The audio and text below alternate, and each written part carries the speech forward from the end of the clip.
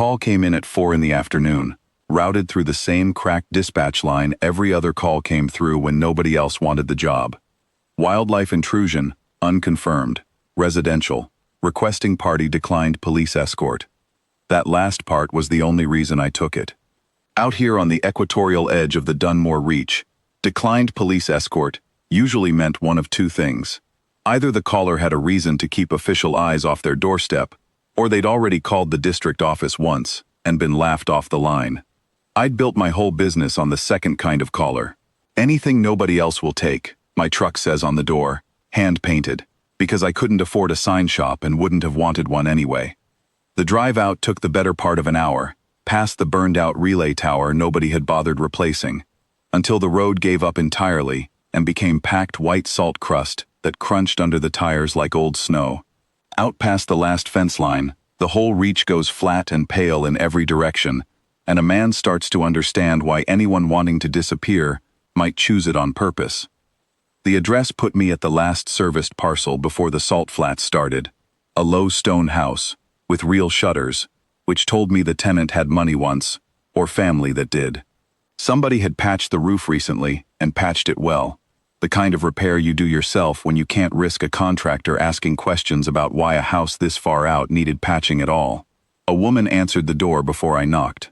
Pale slate-gray skin, close-cropped black hair, and eyes the deep violet of a bruise at dusk. Not a look I'd seen on this side of the reach, but I'd stopped being surprised by faces out here years ago. She called herself Ro. Said it too fast, like she'd practiced it. The way you practice a lie you've had to tell so many times, it started to feel true in your mouth. "You're the one who takes the calls no one else will," she said. Not a question. "Something's been in the grain store," I told her. That's what dispatch had. "That's what I told them," she said, and didn't elaborate. And I didn't push, because pushing wasn't my job. My job was the grain store. It wasn't rats.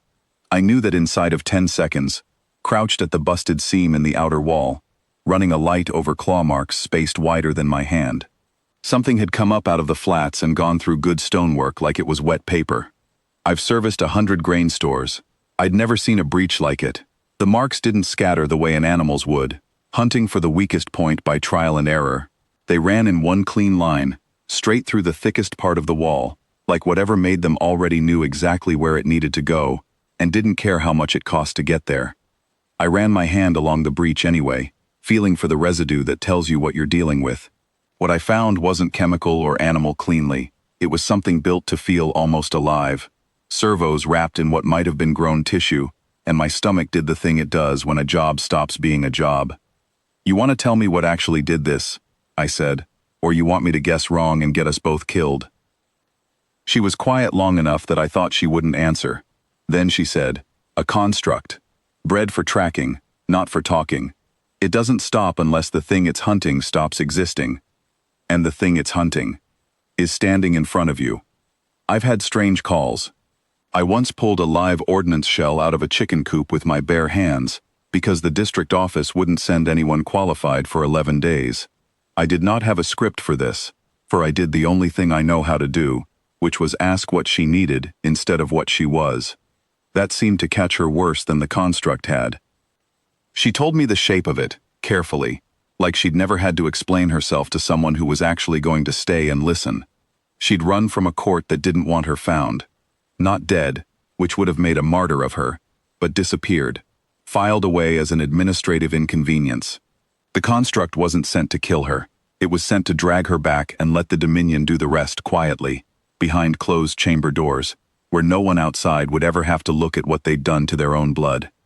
She told it plainly, without the theater I'd have expected from somebody used to being listened to. No titles, no names I'd have recognized, just facts, laid out flat. A succession dispute she hadn't started and couldn't win. A council that found it easier to erase an inconvenient heir than argue with her in open chamber. And 9 months of moving from one forgotten parcel to the next, always one step ahead of something that never got tired. "You could have told the district office some of that," I said. "Left the parts out that'd get you locked up instead of helped." "I tried. 4 towns back," she said. "They filed a report and told me to come back if it happened again. It happened again in 11 days. I didn't have anything to say to that except that I understood it better than she probably guessed. The district office had told me the same thing once, about a shell in a chicken coop that could have taken out half a street. Some offices only move fast for the kind of trouble that looks good in a headline. They'll come back for another try, I said. Machines like that don't get called off once. No, she agreed. They won't stop. Then I guess we'd better not still be standing here when it does. I didn't say it to sound like anything. I said it because it was the actual plan, and because somewhere in the last 20 minutes, I'd stopped thinking of this as somebody else's problem I'd get paid to solve, and started thinking of it as the job in front of me, which is the only kind of job I've ever known how to do right. The construct came back at dusk, the way trackers do, when the light plays tricks on a man's eyes, and his own shadow starts looking like company. I heard it before I saw it. That same sound the wall had made, stone giving up on being stone. I'd rigged what I could with what the truck carried, a breach charge meant for collapsed shafts, wired instead into the grain store's support beam, because you fight a thing bred not to stop by taking away the ground it's standing on. It came through the wall exactly where I wanted it to. I lit the charge and ran, and the beam came down, and for one long second I thought I'd miscalculated, and the whole roof was coming with it. It didn't. The construct did. Buried under a ton of good stonework, still twitching, still trying, until it wasn't. I stood there breathing hard in the settling dust, and that's when I heard the child. She'd been hidden the whole time, in the cellar stair, a girl no older than 9, who I later learned was Rose Ward, keeper child, in the old tongue. The last person still sworn to serve a queen with no court left to serve in. She came up into the gray light with her hands still shaking, and looked at me like she was trying to memorize my face for a report nobody would ever read. "That's him," she said, to no one, to everyone. "That's the one who didn't run."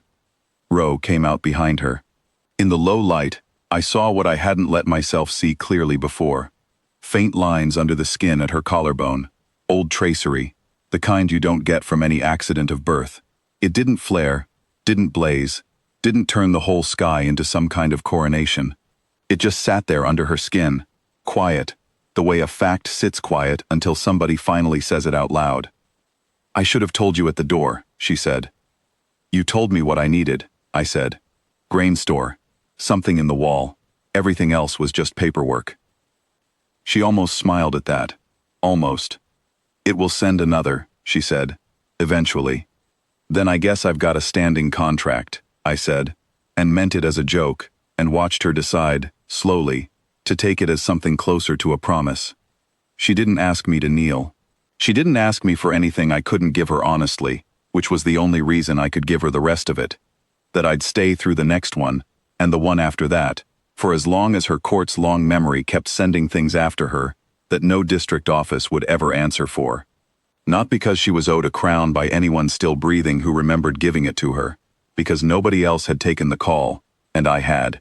And out here, that turned out to be the only kind of recognition that ever really held. The keeper child still tells it the same way, every time somebody new comes through the reach and asks how a queen with no court ended up safe on the salt flats with a broken-down repair contractor for a guard. She always starts it the same way. "That's him. That's the one who didn't run." I never did get the district office to reimburse me for the breach charge. Some things you do anyway.